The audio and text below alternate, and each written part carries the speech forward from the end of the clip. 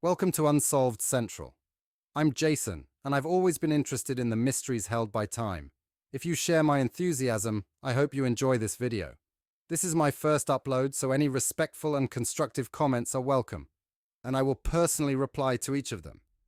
At some point in the video, I will make a subtle reference to one of my favorite creators. The first person to comment with the name of the channel correctly will get a shout out on my next video. Without boring you anymore, let's begin with some of my favorite enigmas. Let's start with Jack the Ripper. This unsolved menace is likely to never be solved simply because of the time passing since his crimes. It has been over 130 years since this terror lurked in the London nights. The gruesome crimes began in August of 1888 in London, England, and continued for 3 months until his final murder in November of the same year. During that time, Jack ended the life of at least 5 women. It is possible there are other murders that Jack may have committed, with more than another dozen deaths that have been speculated to be his. We will focus on the known 5 for the purpose of this video. Mary Ann Nichols, known sometimes as Polly Nichols, was the first to succumb to Jack's vicious actions. Mary had gone through some rough years after splitting with her husband William in the latter half of 1880. She was in and out of the workhouses and spent a short time staying with her father. Mary had short periods of respite, such as finding herself employed as a domestic servant in April of 1888.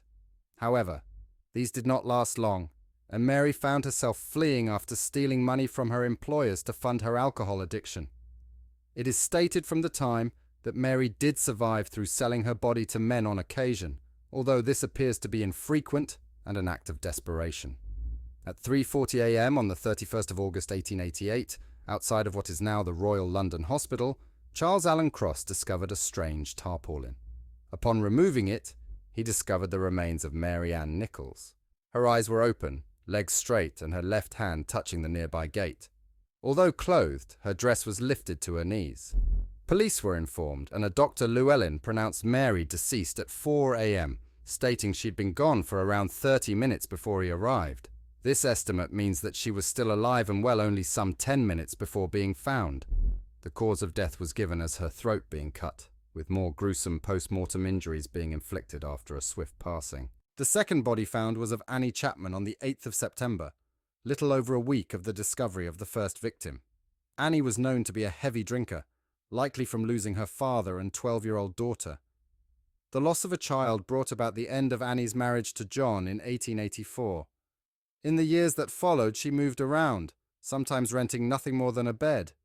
It is believed that she supported herself by crocheting, with prostitution as a backup during the tougher times. Annie's body was discovered at around 6 a.m. on the 8th of September 1888. She was against the fence post that connected 27 and 29 Hanbury Street, with visible blood splatter 18 inches or 45 centimeters above the ground. She was found by an elderly resident of 29 Hanbury Street, John Davis. Police were informed, and a Dr. George Bagster Phillips was quickly able to identify a definite link to the murder of Mary Ann Nichols only 9 days prior. The similarities included 2 deep slash wounds to her throat, going from left to right, followed by mutilation to her abdomen. By the appearance of the wounds, it was highly likely that a blade of the same size and design was used to the previous attack. Elizabeth Stride was the third assault accredited to the unidentified monster. However, there is a school of thought that she may not have been part of his body count. Elizabeth did not succumb to any mutilation of her body, like the previous 2. She did have a matching cut to her throat, and was found approximately an hour before the next victim. Many believe that Elizabeth's murder was interrupted, and this is the reason for the lack of abdominal damage, along with the next murder being committed very soon after. Elizabeth was found on the 30th of September 1888 at around 1 a.m. in Dutfield's Yard, opposite the International Working Men's Educational Club, where she had been witnessed alive only 25 minutes prior.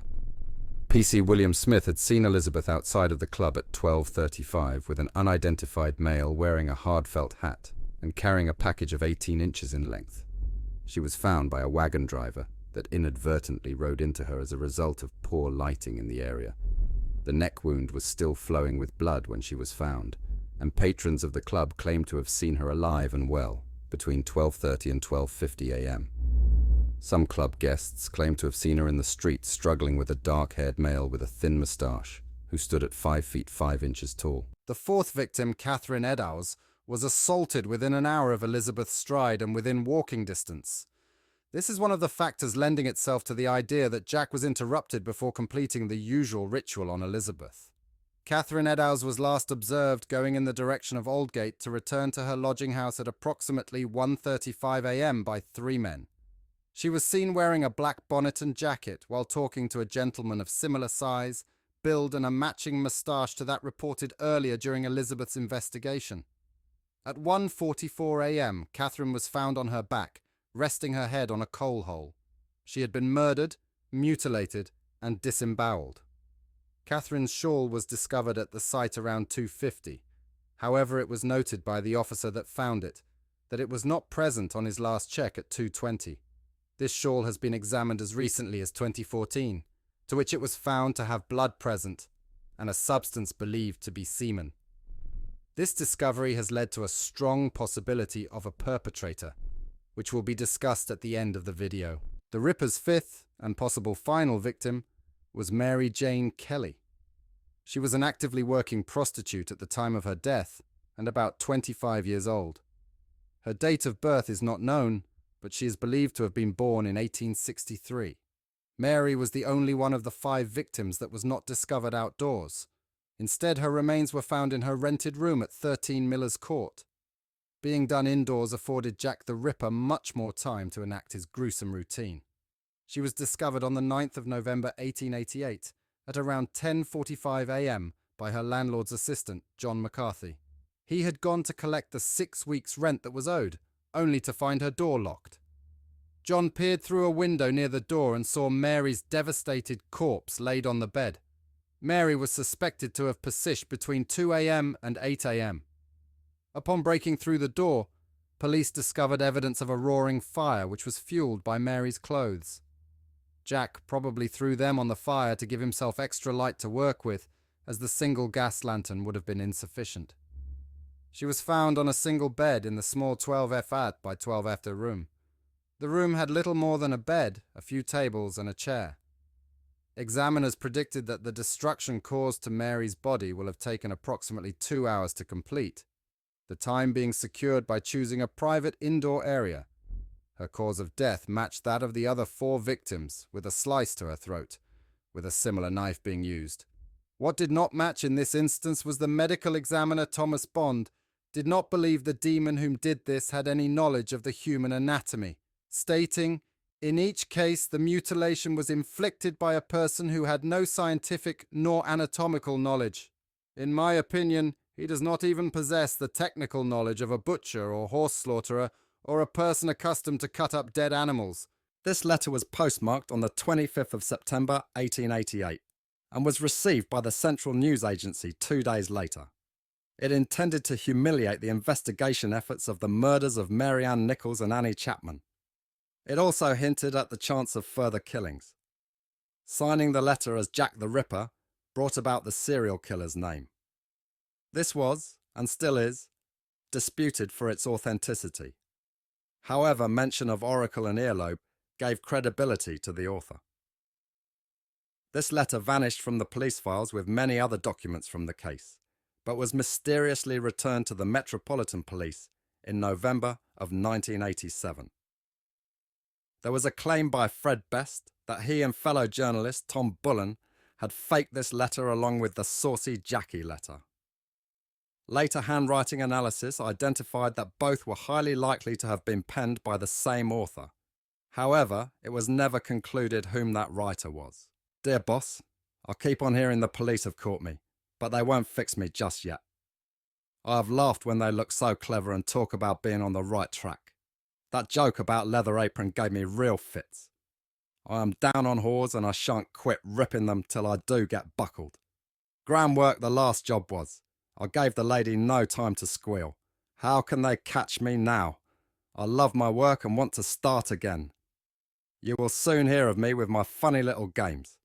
I saved some of the proper red stuff in a ginger beer bottle over the last job to write with, but it went thick like glue and I can't use it. Red ink is fit enough, I hope. Ha! The next job I do, I shall clip the lady's ears off and send to the police officers just for jolly, wouldn't you? Keep this letter back till I do a bit more work, then give it out straight. My knife's so nice and sharp, I want to get to work right away if I get a chance. Good luck. Yours truly, Jack the Ripper. The second letter, known as the Saucy Jackie letter, was received on the 1st of October 1888, also at the Central News Agency. This was shortly after the murders of Elizabeth Stride and Catherine Eddowes, even referencing a double event this time, giving the letter much of the credibility with police at the time, combined with mentioning the removal of an ear. I was not codding dear old boss when I gave you the tip. You'll hear about Saucy Jackie's work tomorrow. Double event this time. Number 1 squealed a bit, couldn't finish straight off. Had not time to get ears off for police. Thanks for keeping last letter back till I got to work again. Jack the Ripper. Jack the, also known as the Lusk letter, this one was sent to George Lusk, chairman of the Whitechapel Vigilance Committee, with half of a preserved human kidney. This letter was posted on the 15th of October and arrived the next day. It should be mentioned that the kidney of Catherine Eddowes had been removed by her attacker, and it was never found. The Whitechapel Vigilance Committee was a group of local that volunteered to wander the streets of Whitechapel in an effort to make it a safer place since the murders began. Mr. Lusk, saw I send you half the kidney I took from one woman, preserved it for you. Tar the piece I fried and ate, it was very nice.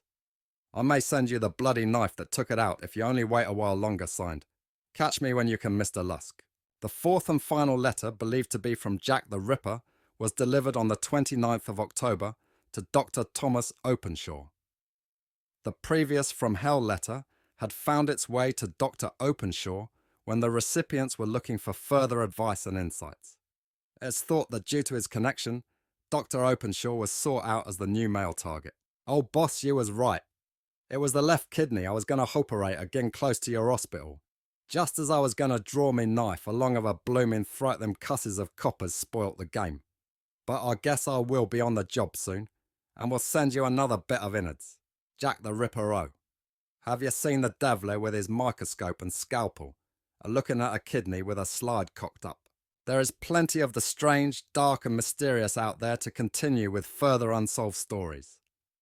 If you would like to hear more, please like, subscribe and consider a comment with ideas on what you would like next. Again, thank you for watching.